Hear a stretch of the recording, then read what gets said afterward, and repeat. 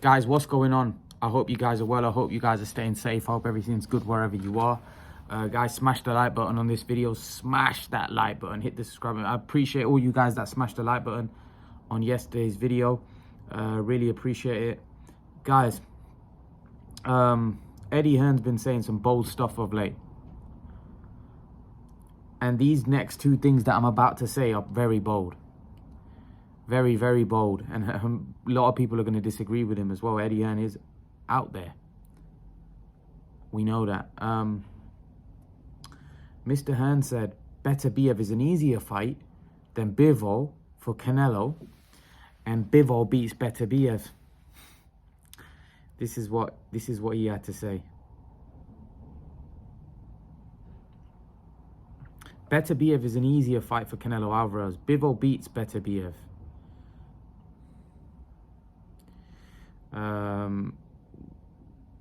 He also says that Anthony Joshua will knock out Uysk in 9 rounds.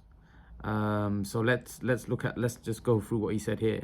One thing with Beterbiev is that now that he is known to the public and so many people have seen him, we ain't doing a fight on dead zone which nobody watches, Aram said.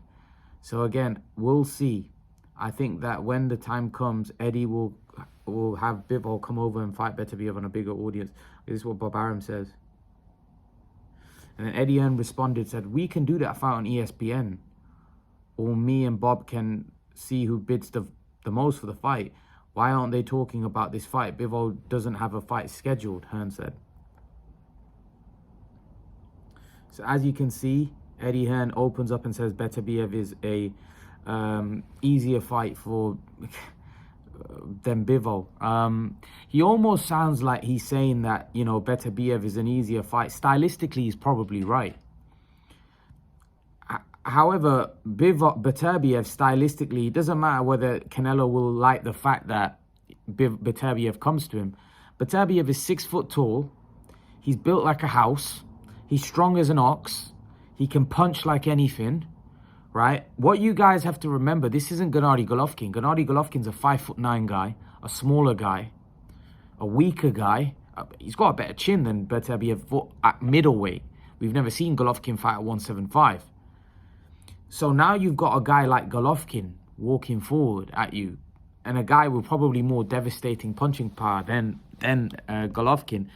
Stylistically, it doesn't matter what Eddie thinks, it's stylistically a horrible fight for Canelo as well. That just means that Bivol has a style which is very difficult for Canelo. This guy has a style which will suit Canelo's style, but the fact that he's so much bigger and he's a very skilled fighter and he punches so hard for 175 pounds, which Canelo isn't. I'm sorry. This is a very difficult fight. And it's a dangerous fight. It's probably the most dangerous fight Canelo can have from 160 to 175. Without question, the most dangerous fight that Canelo can have. So, for me, personally, I think this is a horrible fight. I think stylistically, Beterbiev will make it so hard for Canelo. Because if Canelo can't hurt Beterbiev is just going to keep walking him down. It's going to keep walking him down, and Canelo isn't going to be allowed to dictate the pace, and he's going to get tired. His stamina is going to be a problem in this fight. You know, we saw in the Golovkin fight, this guy is a bulldozer. He comes at you and he's looking to destroy you. I just don't know how Canelo can keep him off. If Canelo power can't hurt him, Canelo's in big trouble, because the only way I can see Canelo winning is by knockout. Otherwise, I think Beterbiev will probably gas Canelo. Because a lot of you keep saying that Canelo's got a great defense. Yeah, defense is good at the center of the ring when he's fighting from distance. It's not good on the ropes. When Bivol had Canelo on the ropes, he was landing so many punches. If Beterbiev gets Canelo on the ropes, which I believe he will, I don't believe Canelo's strong enough to keep him in the center of the ring, right? Then Beterbiev is going to be landing those cuffing shots, those horrible shots that land on the side of the head, you know, that you know, what make you lose your equilibrium and you go off balance. Man, that guy's got horrible kind of power, and he's awkward as well. He's tough, and he's on top of you. He's a pressure fighter. It's a horrible style. Beterbiev, it doesn't matter it doesn't matter who you are and the fact that you like somebody is coming to you. Beterbiev has the style for anyone that's 175 pound and below, that he's just horrible. He's just horrible. It doesn't matter whether you're a counter-puncher or you like guys coming to you. He's horrible. Beterbiev is a horrible fighter for anybody.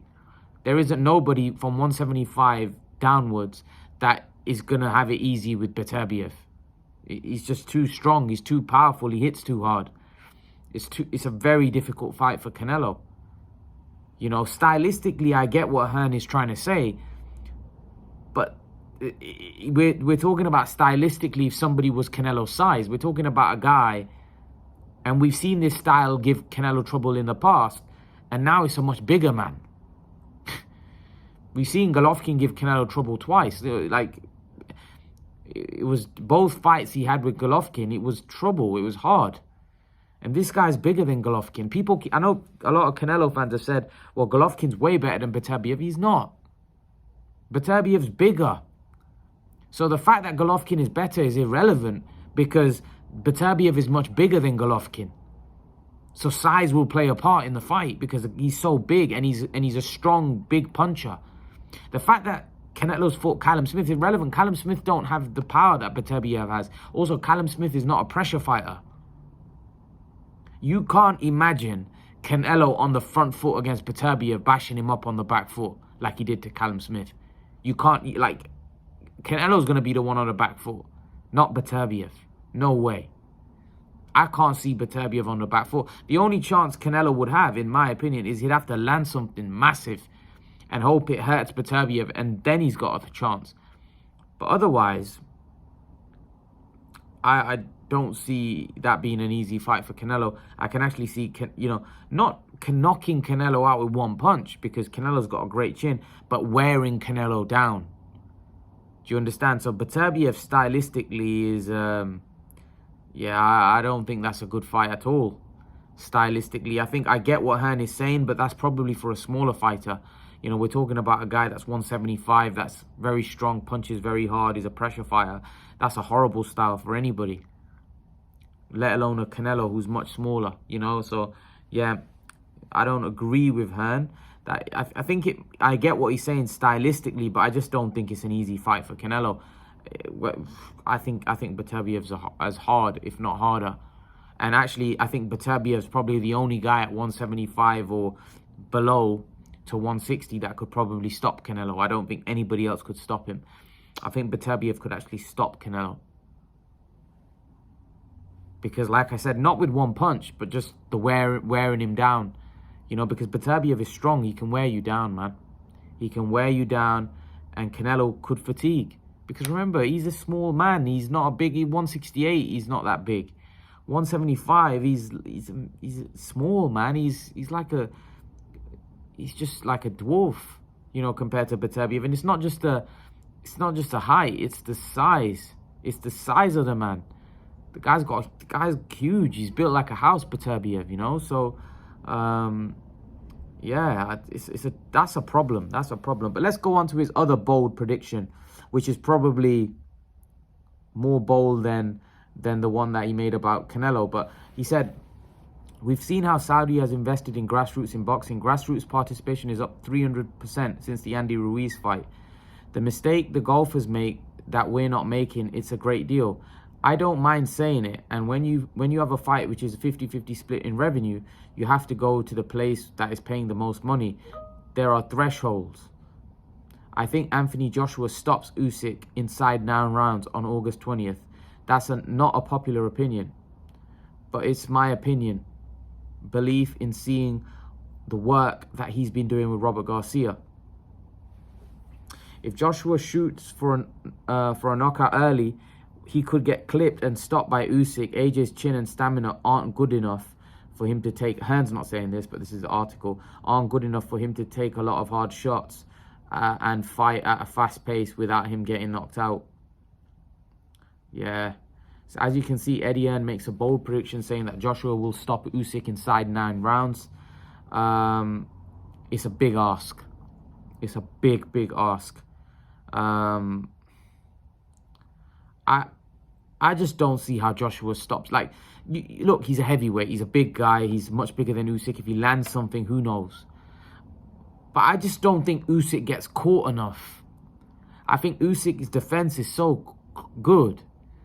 I just don't know whether Joshua can catch him enough. Because I don't really see Joshua landing one punch where he's going to wipe Usyk out. I think he'd have to land a combination. I don't think Joshua's a one-punch knockout artist.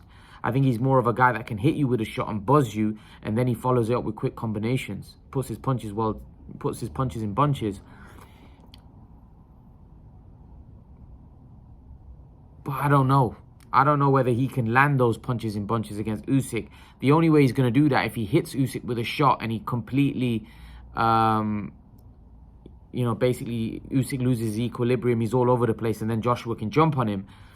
But I honestly don't see him being able to take Usyk out. I think Usyk defensively is very sound. And I think if Joshua gets overly aggressive, I think he's going to get open, like this article says. I think he's going to be open to being countered himself. And as we saw in the first fight, Usyk has enough pop in his left hand to hurt Joshua. And we saw he was hurting Joshua in the first fight. And that was Joshua not even being aggressive. Can you imagine if Joshua starts to become aggressive, leaves himself open, he's going to be there to be hit more. I don't see how he wins. I don't think he can outbox him. I think if he tries to fight him, I think that's his best chance. But I think he'll end up getting clipped himself. I don't know. I just don't see. I think Usyk is the best fighter out there right now. I think Usyk might be the best in the world. I do. I think Usyk is something special. He's unbelievable in that southpaw stance. And yeah, he's very, very, very tricky fighter. His movements are brilliant. It's just a very well-oiled machine. Very mentally, very strong. The problem is with AJ. If AJ wins this fight, you'd have to say that it's an incredible victory, because where AJ is mentally at this point in his career and the weaknesses he showed in his fights, you can't really, if you're a non-biased person, there's no way that you could be picking Joshua. It's just the weaknesses that he showed of late, the vulnerabilities he's shown. If he was to manage to pull it off, it'd have to be one of the best wins, of any comeback, from a loss. Because this isn't Andy Ruiz. This is a guy in Alexander Usyk who is a very, very skilled boxer. And he didn't just catch Joshua with one punch. He outboxed him throughout the fight. It wasn't one punch. It wasn't like he landed one big honey punch and that was it. It was a gradual beat down. And I actually think, a lot of people keep talking about Joshua being better. What's to say that Usyk isn't going to be better? What's to say that Usyk isn't going to come and be even better? And even maybe Usyk is more aggressive. Maybe Usyk takes it to Joshua. Everyone keeps talking about Joshua taking it to Usyk. Usyk might take it to Joshua. He might look at it and think, if I back this guy up, I can hurt this guy. I can make this guy start. You probably think to himself, this guy's already doubting himself mentally. He's changed his trainer. When I hit him last time, he went into a shell. Let me put him back in that place quickly, because Usyk would want to get into a rhythm right away. Usyk won't want to give Anthony Joshua any momentum. If Usyk really needs to, because Joshua, before the fight starts, Joshua's going to be confident. He's going to be looking there. But what Usyk needs to do, he needs to dampen Joshua's confidence right away.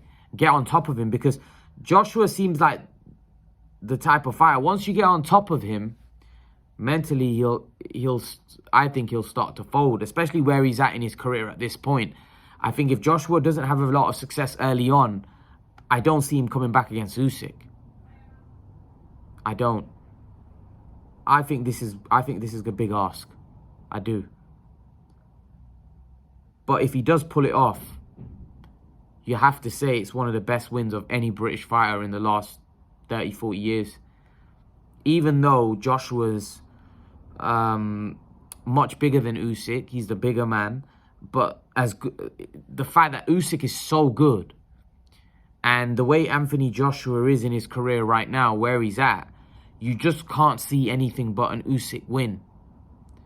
The only chance, because Joshua's a big man, if he lands something huge, there is always a chance that, you know, who knows, he may stun Usyk, he may hurt him, he may be able to finish him off. But apart from that, you look at this fight and you think it's going to be another conclusive victory for Alexander Usyk. And not just a conclusive victory, I actually see him stop. I'm actually think he'll stop him.